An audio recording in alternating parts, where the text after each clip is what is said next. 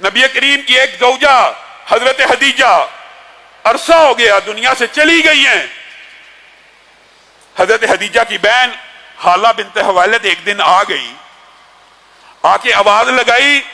نبی کریم صلی اللہ علیہ وسلم نے ان کی آواز کو سنا, آپ کی آنکھوں سے آنسو جاری ہو گئے. کہا خدیجہ, آواز بہنوں کی ملتی ہوتی ہے, ایک لمحے کے اندر ماں خدیجہ کے سارے واقعات کیسے نبی کی آنکھوں کے سامنے گھومے ہوں گے کہ نبی کی آنکھوں سے زاروں قطار آنسو بہ رہے ہیں اور کہہ رہے ہیں خدیجہ, خدیجہ کی آواز. کہا نہیں نہیں, وہ تو دنیا سے جا چکی ہے, یہ حالہ ہوں گی, یہ حالہ ہوں گی. ماں خدیجہ کا ہار, ایک دن صرف ہار دیکھ لیا ابو العاص نے, فدیے میں وہ ہار دیا, لمبی چوڑی بات ہے.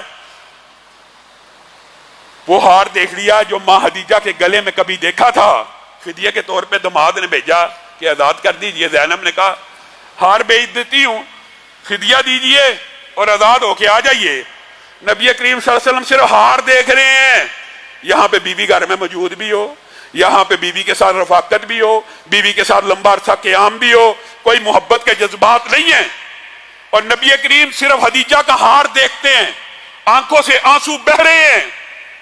اے میرے صحابہ, ایک چیز کی اجازت دیتے اور قربان جائیں نبی کی ایمانداری کے اوپر, یہ ہار میں نے خدیجہ کے گلے میں کبھی دیکھا تھا, مجھے لگتا ہے میری بیٹی زینب نے بھیجا ہے.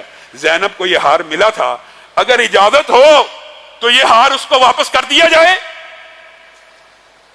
ماں خدیجہ کو یاد کیا ہر لمحے کے اوپر, ازواج کے ساتھ بے وفائی نہیں کی. عید کے موقع کے اوپر سب سے پہلے گوشت بھیجنے کی باری آتی تو کہتے میری زوجہ کی سہیلیوں کو دے کے آؤ. سب سے پہلے ایک مرتبہ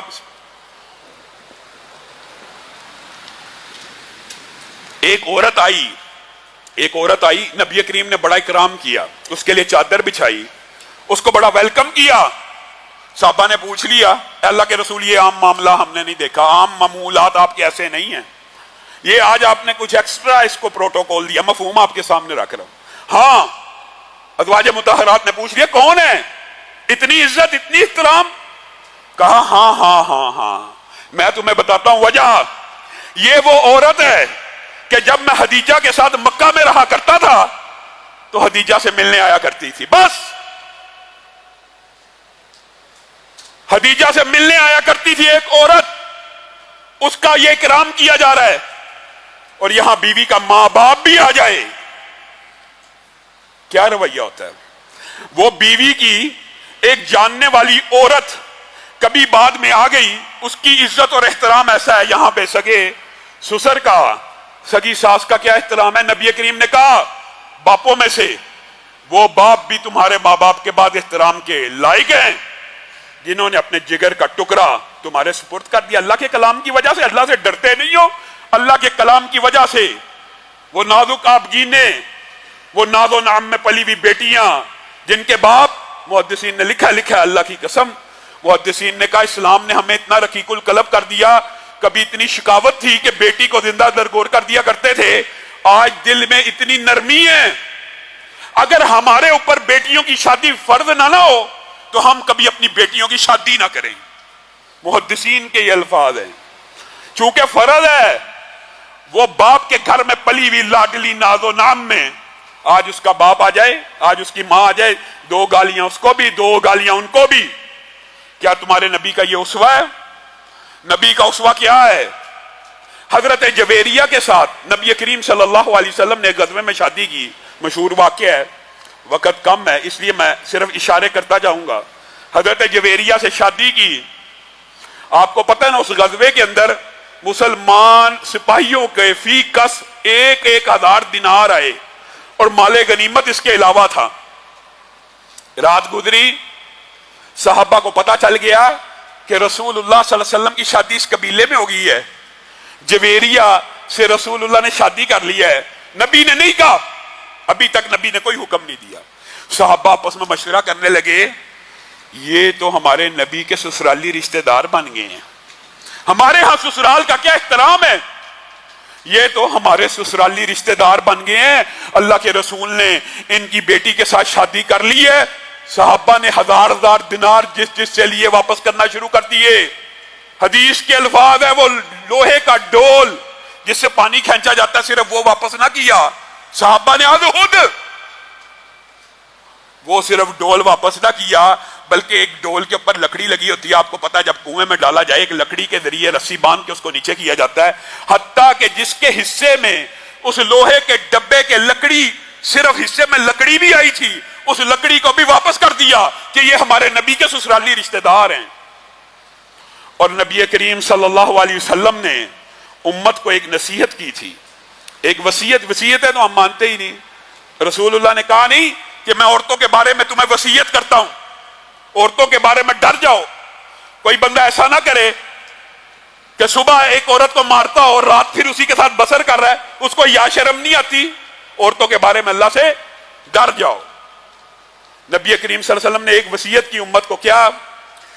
ان قریب تم مصر کو فتح کرو گے, ان قریب تم مصر کو فتح کرو گے, اور جب تم مصر کو فتح کر لینا سبحان اللہ ان کے ساتھ عزت سے پیش آنا, ان کے ساتھ احترام سے پیش آنا. اے اللہ کے رسول ان کے ساتھ عزت سے پیش آئیں. کوئی خاص بات ہے؟ کبھی کسی اور قوم کے بارے میں آپ نے نہیں کہا. مصریوں کے ساتھ آپ کہہ رہے ہیں عزت سے پیش آنا, احترام سے پیش آنا. تو نبی کریم صلی اللہ علیہ وسلم نے کہا جی ہاں, جب ان کو فتح کرنا ان کی عزت کرنا, ان کی تکریم کرنا. اللہ کے رسول وجہ بھی بتا جائیے, وجہ بھی رسول اللہ نے بتا دی. ان کی تمہارے نبی کے ساتھ سسرالی رشتہ داری ہے. اب بتائیے یہاں پہ رکیے, کون سی سسرالی رشتہ داری, کون سی سسرالی رشتہ داری؟ محدثین نے لکھا ایک تو ماریا قبطیہ جو تھی مصر سے آئی تھی, اور بعض محدثین نے کہا اس طرف شاید اشارہ نہ ہو اور اشارہ اس طرف ہو کہ ماں ہاجرہ ابراہیم سے بیاہی گئی تھی, اور ماں ہاجرہ کہاں سے آئی تھی؟ مصر سے آئی تھی. تو نبی کریم صلی اللہ علیہ وسلم نے امت کو نصیحت کی وہ تمہارے نبی کے سسرالی رشتہ دار ہیں. عمر بن العاص نے جب مصر کو فتح کیا, باج گزار کھڑے ہیں, فاتح کی کوئی اور شان ہوتی ہے, مفتوح کی کوئی اور ہوتی ہے. عمر بن العاص کہہ رہے ہیں یہ جس کا باغ ہے اس کو واپس دیا جائے, یہ جس کا کھیت ہے اس کو واپس کر دیا جائے. آج کے بعد اس کھیت کا تو ہی رکھوالا, اتنا ٹیکس دے دیا کری, اور ٹیکس بھی تجھے 90% معاف کرتے ہیں, 10% دے دیں, کسی کو 5% کا. وہ حیران رہ گئے کہ یہ کیسا فاتح آیا ہے, ہماری زمینیں ہمیں ہی واپس کر رہا ہے, اس کے اندر بھی 5% 2% وہ جو سارا ٹیکس ہے وہ بھی معاف کرتا چلا جا رہا ہے, یہ کیسے ممکن ہے؟ ان کے بڑے بڑے پادری ابو مریم اور دوسرا لاٹ پادری آ گیا, کہنے لگا مذاق تو نہیں کر رہے, سچ کہہ رہے ہو؟ جگیر واپس, زمینیں واپس, ٹیکس معاف. فتح کیوں کیا پھر؟ کس کام کے لیے آئے تھے؟ کیوں فتح کرنے آئے تھے؟ فتح کر لیا بندہ زمین کے لیے ہی کرتا ہے. کوئی ایک اگلی قوم نے تو یہی کہنا نا کس لیے پھر فتح کیا تھا؟ زمینیں بھی واپس کر دی, ٹیکس بھی نہیں لگا رہے, جزیہ بھی نہیں لے رہے, فتح کیوں کیا تھا؟ عمر بن العاص نے کہا کہ ہمارے رسول نے فتح کیا لیکن تم سے نرمی کر رہے ہیں, کیونکہ ہمارے رسول نے ہمیں یہ نصیحت کی تھی کہ جب مصر کو فتح کرنا تو ان کا اکرام کرنا. ابو مریم چونک اٹھا, کہا سچ بتائیے یہ نبی کی وصیت ہے کس لیے؟ سارا واقعہ بتایا کہ نبی نے کہا میری کے ساتھ سسرالی رشتہ داری ہے. ابو مریم کے منہ سے الفاظ اللہ نے نکلوانے تھے, لاٹ پادری کی آنکھوں میں آنسو ہیں.